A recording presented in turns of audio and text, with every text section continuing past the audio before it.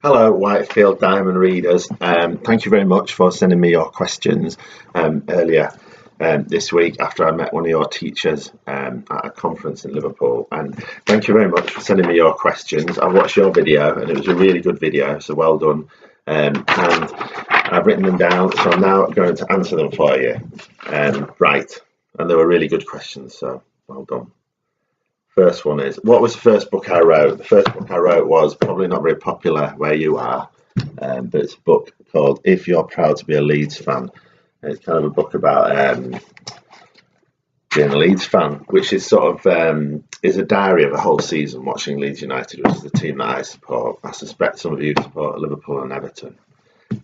Next question, who inspired me to do football books? It's kind of a combination. I didn't like reading when I was your age. I struggled with reading, and what got me into reading was my mum getting me to read about what I was interested in, which was football. So she got me reading newspapers and magazines and books, and she made me into someone who loves reading through my love of football. And that's why I started to become a reader, and then a writer. But also, like, being a football fan, having been to hundreds of football matches, that sort of inspired me as well, because I know quite a bit about football, I suppose, and especially as a fan, not so much as a player, and that's where the ideas start to come from. Next question, was my dream job to be a writer or something else? When I was your age, my dream job was definitely not to be a writer, because I wasn't a reader. I didn't enjoy reading so much. It meant that I struggled, and so I didn't really have that many ambitions and things that I wanted to be. Certainly not a writer, because I wasn't that strong a reader, let alone a writer. But once I gradually read more, like newspapers and magazines and books, I became more confident. And then, because I loved reading, I wanted to be a writer then. But before that, and the job that I had when I was sort of 13, the first job was a milkman, and I loved that. And I would probably have gone on to do that if I'd not injured my knee playing football. Anyway, next question. How hard was it to write all the Euro books? Like, I think the live books that I write each day. How hard is it during like a football tournament? Sometimes it feels hard, but it is hard because you have to change the story depending on what happens in the tournament.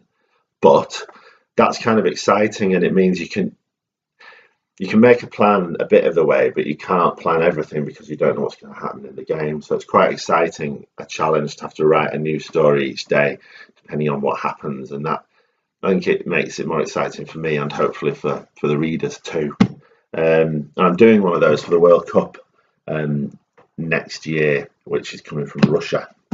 Next question. What inspired Over the Line? Over the Line was... it's a true story about real footballers who fought in the First World War, and I found out the story of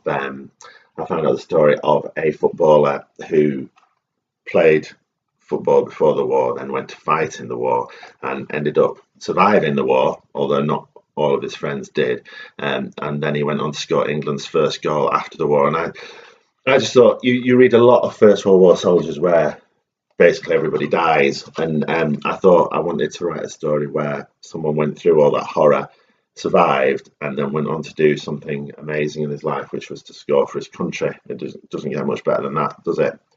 Right, last question of these excellent questions. What other genres of books do I like to write?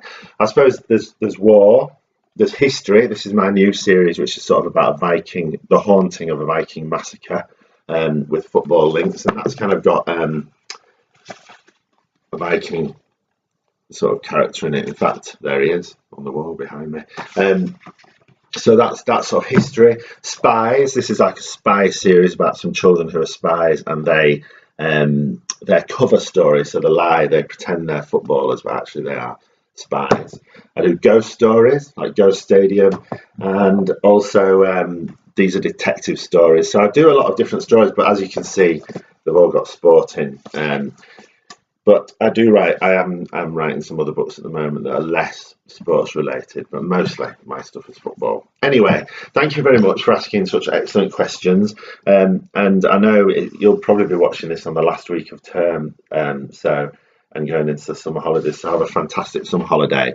And if you get the chance, go down to your local library, because at your local library there's a project called what's it called, summer reading challenge, where you can borrow 6 books over the whole summer holiday, 6 books of your choice, and you can borrow them and they give you free stickers and stuff like that if you want to try and do that.